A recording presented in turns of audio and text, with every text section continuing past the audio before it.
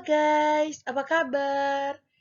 Kali ini kita akan mengetahui dan mempelajari mengenai demokrasi di Indonesia. Keep on watching guys! Nah, kata demokrasi berasal dari dua kata, yaitu demos dan kratos atau kertein. Demos artinya rakyat, sedangkan kratos atau kertein itu artinya pemerintahan. Menurut Kamus Besar Bahasa Indonesia atau KBBI, demokrasi adalah bentuk atau sistem pemerintahan yang seluruh rakyatnya turut serta memerintahkan dengan perantaraan wakilnya yang terpilih. Sedangkan menurut Abraham Lincoln, demokrasi adalah sistem pemerintahan yang diselenggarakan dari rakyat, oleh rakyat, dan untuk rakyat. Demokrasi yang dianut oleh Indonesia adalah demokrasi Pancasila yang berdasarkan pada Pancasila dan Undang-Undang Dasar 1945. Menurut Kamus Besar Bahasa Indonesia, demokrasi Pancasila adalah demokrasi yang berdasarkan pada sila Pancasila yang dilihat sebagai suatu keseluruhan yang utuh. Dalam demokrasi Pancasila, untuk sistem pengorganisasian negara dilakukan oleh rakyat sendiri atau dengan persetujuan rakyat.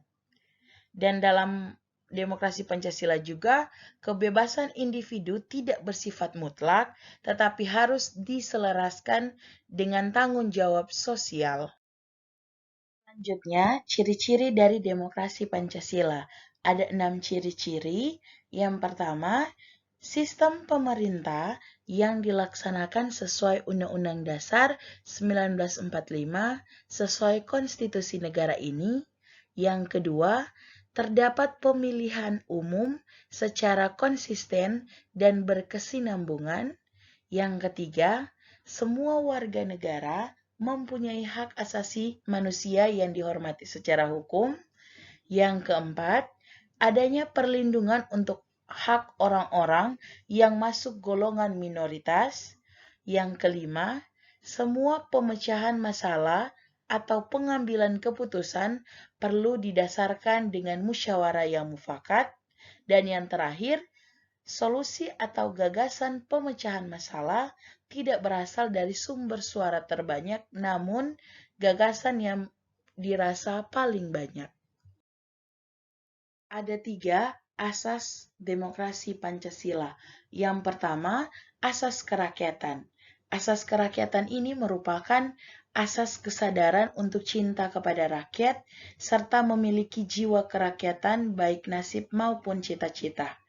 Pada asas ini, intinya adalah demokrasi Pancasila ini memiliki dasar rasa cinta dan padu dengan rakyat, supaya tercipta cita-citanya yang satu. Yang kedua, asas musyawarah. Asas musyawarah ialah asas yang memperhatikan aspirasi dan kehendak seluruh rakyat melalui forum permusyawaratan. Dengan adanya musyawarah, dapat menyatukan pendapat serta mencapai kesepakatan bersama atas kasih sayang, pengorbanan, serta kebahagiaan bersama. Dan yang terakhir, ada asas penjamin hak asasi manusia. Demokrasi Pancasila ini sangat menjunjung tinggi HAM dan setiap warga negaranya dijamin semua HAM-nya dan tidak dibeda-bedakan atas status sosialnya. Selanjutnya, ada tujuan demokrasi Pancasila. Yang pertama, agar pemerintah bisa tahu bagaimana proses pengambilan keputusan ketika menyelesaikan permasalahan dengan konsep demokrasi. Yang kedua, semua tatanan pemerintahan di Indonesia berjalan sesuai falsafah negara ini. Yang ketiga, menjamin pemerintah Indonesia bertanggung jawab sepenuhnya kepada tugasnya kepada rakyat. Yang keempat, sistem konstitusional di negara ini bisa dipatuhi dan dilaksanakan sebagaimana mestinya. Dan yang terakhir, membuat semua warga negara Indonesia turut berpartisipasi dalam kehidupan negara dan mau melaksanakan pemilu dengan menggunakan hak suaranya. Selanjutnya, ada beberapa contoh demokrasi Pancasila yang ada di masyarakat. Yang pertama itu, orang tua yang tidak mendidik keras anaknya. Yang kedua, adanya diskusi kelompok. Yang ketiga, adanya gotong royong. Yang keempat, adanya pemilihan umum. Dan masih banyak lagi contoh-contoh dari demokrasi Pancasila yang ada di masyarakat.